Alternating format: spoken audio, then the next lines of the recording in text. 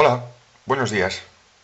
En este vídeo vamos a aprender cuál es el método que tenemos que seguir para resolver ecuaciones y para resolver problemas con ecuaciones. Bueno, el método consiste en tres pasos muy sencillos.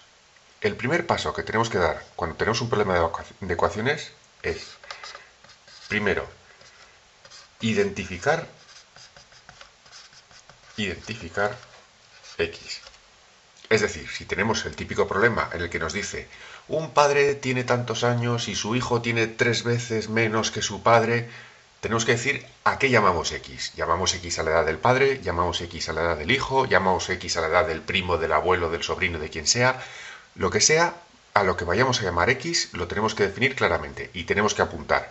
X es igual a edad del padre, edad del niño, cosas así. En ese tipo de problemas de edades, si tenemos un problema de, por ejemplo, las dimensiones de un campo de fútbol, pues tendremos que decir que le llamamos x al ancho del campo de fútbol o que le llamamos x al largo del campo de fútbol o lo que sea, a lo que queramos llamarlo. Pero tenemos que dejar muy claro a qué cosa le llamamos x y una vez que sabemos a qué llamamos x, al resto de cosas que nos aparecen en el problema también tendremos que decir cómo las llamamos. Si una es x, pues otra será x más 5, otra será x más 2, otra será 2x menos 7, lo que sea. Pero es muy importante que identifiquemos la x. Segundo paso, como ya decíamos antes, llamar a el resto de datos del problema. Como decíamos ahora, una vez que hemos definido qué es x, ya tenemos que ser capaces de decir cómo son el resto de los datos del problema.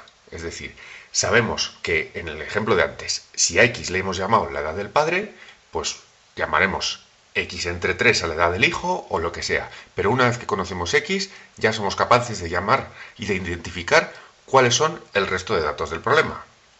Bueno, pues una vez hecho esto, el tercer punto es plantear ecuación. Plantear ecuación.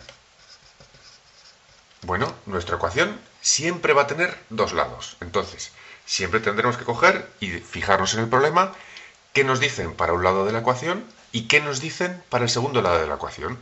Y nos dirán, en todos los problemas nos acabarán diciendo, pues por ejemplo, la suma de la edad del hijo más la edad del padre, eso sería un lado de la ecuación, ya sabemos, la suma de la edad del hijo. Si pondríamos edad de hijo más edad padre. Y esto es igual a, yo qué sé, 43, por ejemplo. Bueno, pues ya hemos planteado la ecuación. La edad del hijo, que como ya hemos identificado con la x antes, decimos que por ejemplo sería x tercios. La edad del padre, que por ejemplo hemos dicho que sería x, y la suma de las dos, que es igual a 43. Bueno, ya está planteado el problema. Ya tenemos aquí puesta nuestra ecuación y en el momento en el que tenemos lista nuestra ecuación, ya simplemente es ponernos a resolverla y una vez que la hayamos resuelto, como x sabemos que es una cosa y x tercios sabemos que es otra cosa, pues ya diremos, mira, he resuelto el problema y digo que como la x me ha salido, yo qué sé, por ejemplo, 23, pues 23 es la edad del padre.